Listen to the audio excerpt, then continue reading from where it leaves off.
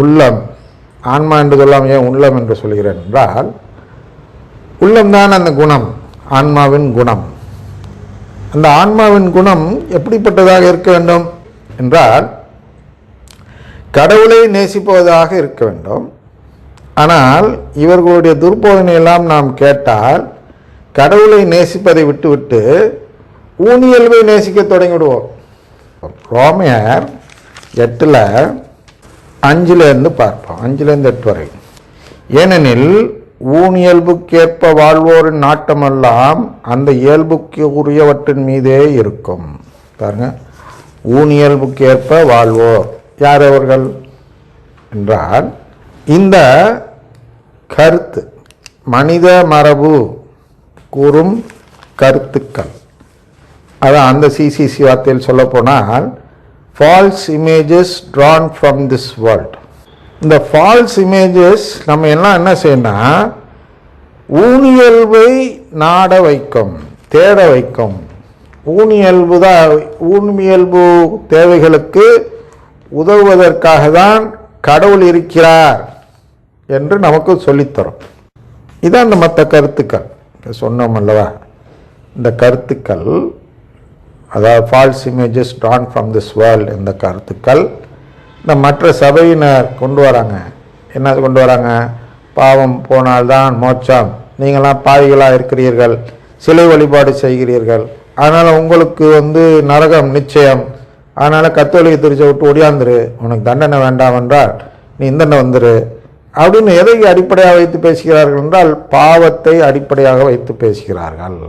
அதாவது பாவத்தின் அடிப்படையில் தான் தீர்ப்பு என்ற கருத்தை அடிப்படையாக வைத்து பேசுகிறார்கள்.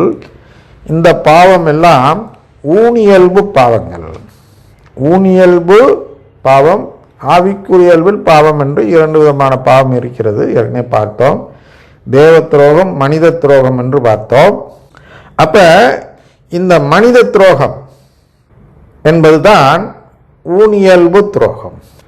அதனால் அவங்க நாட்டமெல்லாம் இந்த இயல்பு, இந்த துரோகத்தை அடிப்படையாக வைத்துதான் அவர்களுடைய போதனைகள் எல்லாம் இருக்கும். அதாவது கோட்பாடுகள், மனித சட்டத்தை கோட்பாடுகளாக கற்பிக்கின்றனர் என்று 7:7 பார்க்கமெல்லாம் மார்க் 7:7 அந்த கோட்பாடு, அந்த கோட்பாடை ஊனியல்பு அடிப்படையில் வைத்திருப்பார்கள். அப்படின்னா என்ன, இவர்கள் ஆவிக்குரியல்புன்னா அந்த கடவுளின் குடும்பத்தை நம்பாதவர்கள் என்று வெளிப்படுகிறது.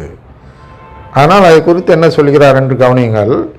ஏனெனில் ஊனியல்புக்கு ஏற்ப வாழ்வோரின் நாட்டமெல்லாம் அந்த இயல்புக்குரியவற்றின் மீதே இருக்கும்.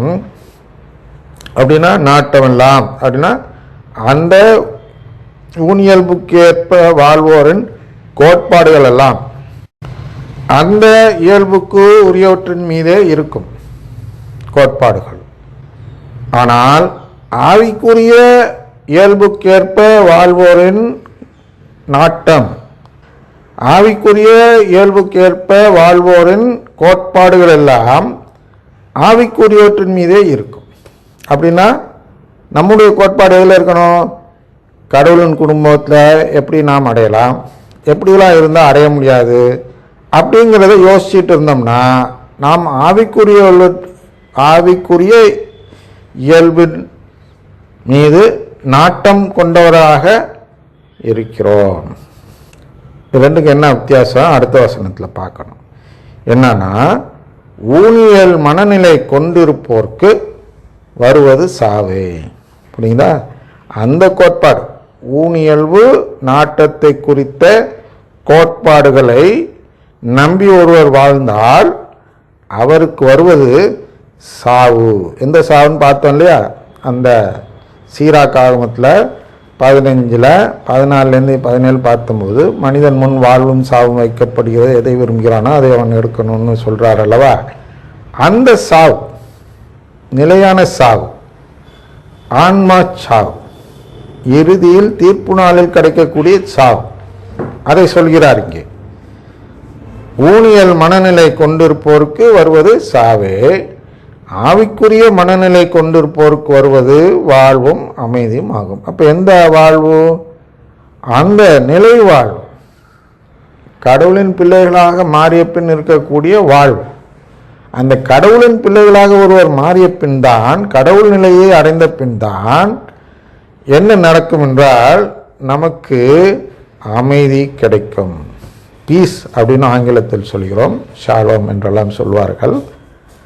அந்த நிம்மதியான நிறைவு நிலை, அந்த நிறைவு நிலை நம்மளுக்கு எப்போது நிறைவு? அப்பா நம்மளுக்கு இன்னமே ஒரு நாட்டமும் இல்லை அப்படின்னா, இந்த உலக கவலை இல்லை, செல்வமாயை இல்லை, உலக சுகங்கள் குறித்து கவலை இல்லை, நாம் இப்பொழுது ஒரு நிறைவான நிலையில் இருக்கிறோம் என்ற அந்த நிறைவு நிலைதான் ஒருவருக்கு உண்மையான அமைதியை தரும் நிலை.